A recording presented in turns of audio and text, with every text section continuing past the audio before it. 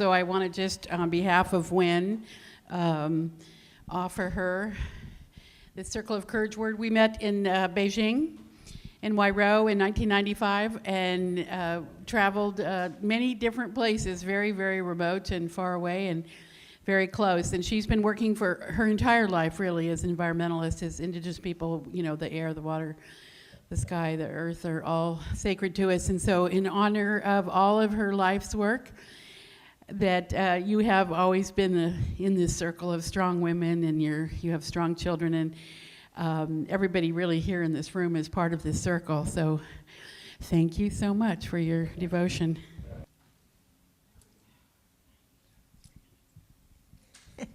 Yeah. I am so honored. I am so honored. I've been on 3 national disabled conferences. I've been a member of CATS, Californians for Alternatives to Toxics. I walk for 5 of my relatives that aren't here. In the 70s, the U.S. Forest Service aerial sprayed 2,4,5-T and Agent Orange on the forest. And so 2 of my baby cousins passed. They were not crib deaths, they failed to thrive being sprayed. And 3 of my cousins spontaneously aborted. And so the herbicide works on the oxum, which is the growth hormone of the plant. And so it mimics human hormones. And so it can pass through our bodies as women at different stages. And I think this is why I'm here. Because of my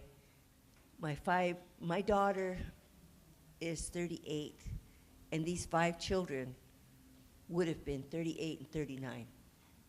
And so there's 5 of our little people that aren't here. And you need to know that when you use Roundup, when your neighbor uses Roundup, that it's 2,4-D, it's glyphosate, and it can pass through the human hormones. And so if I leave with anything, it's that the pharmaceutical companies and the chemical companies, the saccharin, or I don't know if it's saccharin, but one of the sweeteners that we use was a pesticide for ants. They wanted to get the little ants up to eat their pesticide, and that was the sugar. And so that's how we got sweetener into our diets. And it's all very connected, and it's just horrible. And at this point, it's almost unregulated. And so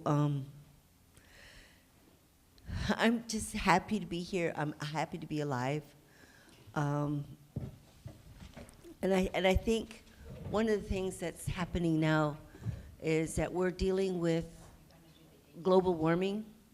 They've softened it to be climate change, and the trees have something to do with that. But it's TEK, traditional ecological knowledge. Native indigenous people of the Americas have had a long history. We're not Indians. We are cultural people who have knowledge from the ground up. Indigenous means we've never been displaced. And so part of that knowledge is they're seeking for us knowledge of how this came about, this change. And it's a very important thing. So this is a field that I will continue to work in and walk with you, make those connections that are just important for our children, our grandchildren, our great-grandchildren, because we have to have hope, and we have to be strong, and we have to have that fist in the air and be diligent in all that we do, and that is with love and kindness, because we got to stand together. Thank you.